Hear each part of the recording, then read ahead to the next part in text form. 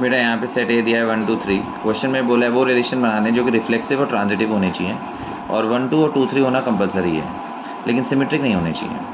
तो रिफ्लेक्सिव के लिए हमें 1 1 2 2 3 3 ये तो कंपलसरी लेना ही पड़ेगा, 1 2 और 2 3 लेना कंपलसरी है। तो उसके लिए ट्रांजिटिव बनाने के लिए 1 3 लेना पड़ेगा।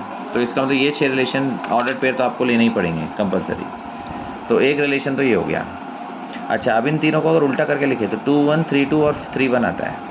सिमेट्रिक हमें नहीं बनाना है। अगर मैं इन तीनों को ले लूँ रिलेशन में इनके साथ तो फिर सिमेट्रिक बन जाएगा, लेकिन अगर मैं इन तीनों में से एक लूँ या इन तीनों में से दो लूँ तो सिमेट्रिक नहीं बनेगा। तो एक तो हमने ये वाला काउंट कर लिया। अब इसके अलावा मैं 3 रिलेशन और बना सकता हूँ, जिसमें से मैं 3 C1 मतलब इन तीनों में से एक एक ही एक्स्ट्रा लूँगा, या तो 2 1 लूँगा या 3 2 लूँगा या 3 1 लूँगा। इनके अलावा जैसे एक मैंने इस 6 को लिखा और सिर्फ 2 1 लिखा तो एक रिलेशन ये बना, ये 6 लिखा और 3 2 लिखा तो एक रिलेशन वो बना, ये 6 लिखा और एक ये लिखा 3 1 तो वो एक रिलेशन बना। तो ऐसे 3 हो गए और एक ये तो 4।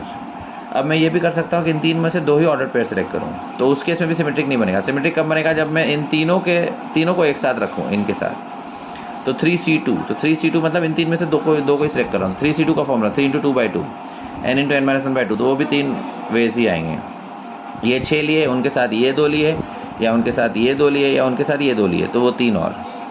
तो इसका मतलब टोटल 7 हो गए। पहले एक ये था, फिर 3 वो थे जिसमें मैं एक एक एक्स्ट्रा ले रहा था, और फिर 3 वो हैं जिसमें मैं 2 2 एक्स्ट्रा ले रहा हूँ, ये 2 या ये 2, यानी टोटल 7 रिलेशन ऐसे होंगे जो रिफ्लेक्सिव और ट्रांजिटिव होंगे बट सिमेट्रिक नहीं होंगे, और हर रिलेशन में 1 2 और 2 3 आएगा ही आएगा। ओके।